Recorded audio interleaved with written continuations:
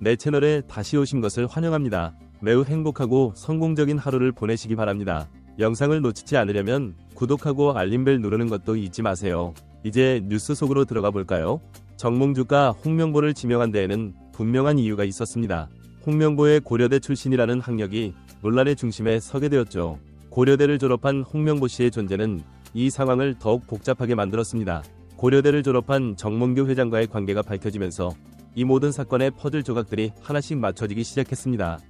고려대 계파의 영향력 아래에서 혜택을 받았던 선수 박주영이 이 문제의 진실을 밝히면서 상황은 더욱 명확해졌습니다.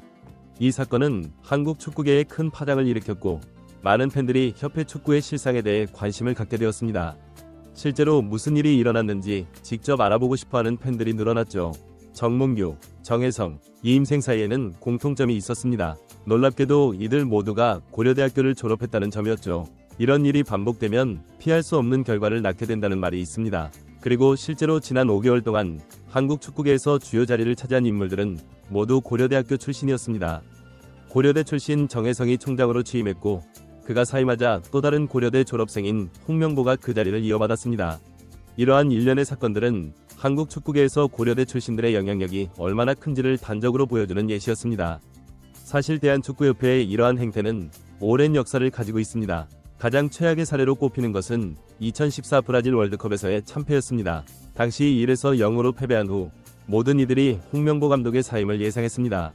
그러나 축구협회는 놀랍게도 홍명보 감독의 유임을 발표했죠. 이 결정은 많은 이들의 비난을 샀습니다. 그러다 브라질에서 음주 사건이 터졌고 결국 홍명보 감독은 자진 사퇴하게 되었습니다. 하지만 이 과정에서도 협회는 끝까지 홍명보 감독을 지키려 노력했다는 점이 많은 이들의 의혹을 샀습니다. 당시 이러한 축구협회의 이해할 수 없는 결정에 대해 한 축구인은 자신의 SNS에 1998년에 왜 외로웠나요? 라는 의미심장한 글을 올렸습니다. 이는 1998년 월드컵 조별리그 당시 차범근 감독이 경질된 사건을 암시한 것으로 보입니다. 협회의 이중 잣대에 대한 간접적인 비판이었죠. 실제로 홍명보를 둘러싼 논란은 10년이 넘게 이어져 온 오래된 이야기입니다. 특히 차두리와 같은 선수들이 분노한 이유는 단순히 이번 사건 때문만은 아니었습니다. 대한축구협회로부터 지원금을 받고 있던 홍명보 감독이 월드컵 최종 명단을 발표하면서 보여준 행태에 대한 불만이 쌓여 있었던 것입니다. 홍명보 감독은 당시 논란의 중심에 있던 박주영을 선발했고 이는 많은 이들로부터 충성스러운 축구라는 비판을 받았습니다. 박주영은 당시 선수 생활 중 최악의 컨디션을 보이고 있었음에도 불구하고 러시아와의 경기에서 득점을 기록하며 논란을 잠재웠습니다. 그러나 이근호와 같은 유망한 선수들이 있었음에도 불구하고 홍명보 감독은 계속해서 박주영을 선발로 기용했습니다. 특히 벨기에와의 16강전에서 장신 수비수들을 상대로 공중볼 전술의 다양성을 제공할 수 있는 김신욱을 제치고 박주영을 선발로 내세운 것은 많은 비판을 받았습니다. 결과적으로 박주영은 벨기에 수비수들에게 막혀 별다른 활약을 보여주지 못했고 한국팀은 아쉽게 한 골 차로 패배하고 말았습니다. 이를 지켜본 팬들은 홍명보 감독과 박주영이 모두 고려대 출신이라는 점을 지적하며 이것이 선발의 이유가 되었을 것이라는 의혹을 제기했습니다. 당시에도 고려대학교 출신들의 영향력은 상당했습니다. 축구팬들은 이에 대해 강한 비난의 목소리를 냈고 차두리와 같은 선수들도 행정적 문제를 제기하며 이의를 표명했습니다. 이러한 사태로 인해 대한축구협회의 신뢰도는 크게 떨어졌습니다. 10년이 지난 지금도 대한축구협회의 모습은 크게 달라지지 않았습니다. 오히려 최근 박주영이 과거를 회상하며 한 고백은 상황이 더욱 악화되었음을 보여줍니다. 그는 한국 축구에 너무나 많은 문제가 산적해 있다며 축구협회의 현 상황에 대해 우려를 표명했습니다. 박주영은 이것은 오랫동안 존재해온 문제이고 그 중심에 내가 있었기 때문에 잘 알고 있다고 말했습니다. 그는 선발 과정에서 고려대학교 출신들이 받는 혜택에 대해 언급하며 이러한 관행이 한국 축구의 발전을 저해하고 있다고 지적했습니다. 한편으로 박주영은 현재 한국 축구계의 상황이 매우 복잡하고 부끄러운 일이지만 자신에게도 일정 부분 책임이 있음을 인정했습니다. 그는 축구는 더욱 발전하고 더욱 깨끗해져야 합니다. 다시는 이런 악순환이 반복되어서는 안 됩니다. 라고 말했습니다. 그는 이어 그렇기 때문에 저는 더 자주 일어서서 이 말을 해야 하고 그 악순환을 끊기 위해 제보자가 될 것임을 인정해야 합니다. 라고 덧붙였습니다. 이는 한국 축구계의 변화를 위해 자신이 앞장서겠다는 위지의 표현으로 해석됩니다. 2024년이 되었지만 2014년 이 상황이 다시 한번 반복되는 듯한 모습입니다. 홍명보와 정몽규가 다시 한번 주요 자리를 차지하게 된 것입니다. 이에 대해 많은 이들이 정몽규와 홍명보가 단둘이 있을 것 같나 라며 의문을 제기하고 있습니다. 협회 내 고려대 출신들의 영향력을 어떻게 해결해야 할지에 대한 논의가 필요한 시점입니다. 한편 황희찬 선수마저 협회에 크게 실망하며 대표팀 합류를 거부하는 등 선수들의 반발도 거세지고 있습니다. 최근 아시안컵에서는 축구연맹 내부 상황이 더욱 악화되었습니다. 클린스만 감독의 선임 과정에서도 논란이 있었고 정문규 축구연맹 회장은 끝까지 자신의 자리를 고수하며 사태 해결에 나서지 않았다는 비판을 받았습니다. 상황은 점점 더 악화되었고 축구협회는 결국 이사회를 통해 홍명보를 새로운 축구대표팀 감독으로 선임했다고 발표했습니다. 이 결정은 23명의 이사 중 21명이 찬성으로 이루어졌다고 합니다. 그러나 이러한 결정에 대해 많은 이들이 의문을 제기하고 있습니다. 한 관계자는 축구협회에 대한 신뢰가 떨어졌고 사실을 말해도 많은 사람들이 믿지 않을 것이라며 축구협회의 신뢰 회복에는 상당한 시간이 걸릴 것이라고 전망했습니다. 홍명보 대한축구협회 기술본부장은 유럽을 방문하고 외국인 코칭 후보 2명을 만난 후 좋은 평가를 받았지만 우리의 게임 모델에 맞지 않는다고 판단했다며 홍명보 감독 선임의 배경을 설명했습니다. 그는 울산에서 사용한 국가대표팀 철학과 전술이 우리에게 적합하다고 판단했다고 덧붙였습니다. 이에 대해 일각에서는 대표팀 감독을 임명하는 과정에서 기술 감독의 역할에 대한 비판도 제기되었습니다.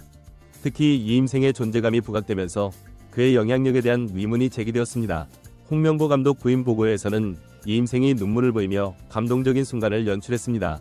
그는 정문규 회장님이 나에게 모든 권한을 주셨다. 누가 잘못하면 내 책임이니까 돌을 던져라 라고 말했습니다. 그러나 이러한 발언은 마치 정문규 회장이 쓴 대본을 읽는 듯한 느낌을 주어 많은 축구팬들의 실망을 자아냈습니다. 이러한 일련의 사건들은 모두 올바른 절차를 거치지 않은 채 이루어졌으며 결과적으로 누구에게도 도움이 되지 않았다는 평가를 받고 있습니다. 홍명보 감독은 이후 해외 출장을 떠났습니다. 그는 축구 외에도 세계 축구 동향을 파악하고 해외 코칭 후보자들과의 인터뷰를 위해 유럽으로 향했다고 밝혔습니다. 그러나 이러한 행보 역시 많은 이들의 의혹을 샀습니다. 일부에서는 홍명보 감독을 해외로 보내 현재의 논란을 잠재우려는 시도로 해석했습니다. 이로 인해 사태는 더욱 확대되었고 선수들의 반발도 거세졌습니다.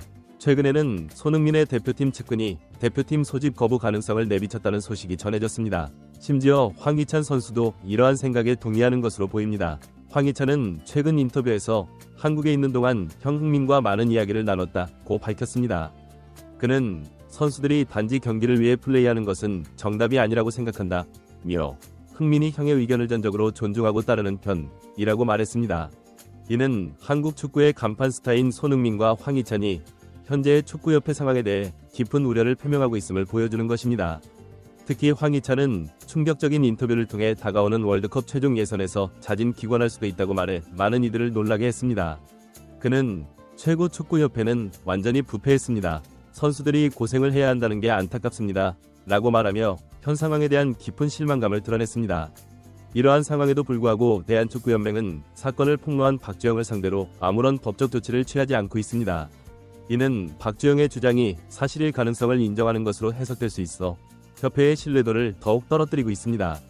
한편 과거 한국 대표팀을 지도했던 허정무 감독도 캄보디아에서 진행된 원격 인터뷰를 통해 현 상황을 강하게 비난했습니다. 그는 국민의 기대가 그 어느 때보다 높은 상황에서 축구협회는 그 기대에 부응하기 위해 일어서야 합니다. 라고 말했습니다. 허정무 감독은 특히 무엇보다 축구 선수들이 뭉치지 못하는 모습이 안타깝고 사적인 스캔들이 난무하고 있다며 축구협회의 무능함을 지적했습니다. 그는 결정적인 순간마다 축구협회는 이제 최악의 대응을 하고 있다며 현재의 상황이 이미 좋지 않은 대한축구협회의 이미지를 더욱 악화시키고 있다고 비판했습니다. 이러한 상황 속에서 많은 축구팬들은 무능한 축구협회에 대해 어떻게 해야 하나? 라는 의문을 제기하고 있습니다. 일부에서는 협회의 전면적인 개편이 필요하다는 주장도 나오고 있습니다. 또한 홍명보 감독을 감독으로 믿어야 하는가? 에 대한 논의도 뜨겁습니다. 일부 팬들은 홍명보 감독의 능력을 인정하면서도 그의 선임 과정에서 드러난 문제점들로 인해 신뢰하기 어렵다는 입장을 보이고 있습니다. 이러한 복잡한 상황 속에서 한국 축구의 미래는 불투명해 보입니다. 축구협회의 개혁, 선수들의 신뢰 회복, 그리고 팬들의 지지를 다시 얻기 위해서는 많은 노력과 시간이 필요할 것으로 보입니다. 특히 고려대 출신들의 네트워크가 축구계에 미치는 영향력에 대한 우려의 목소리도 커지고 있습니다. 이는 단순히 학연이 문제가 아니라 능력과 실력보다는 인맥을 통해 주요 자리를 차지하는 문화가 한국 축구의 발전을 저해하고 있다는 지적입니다.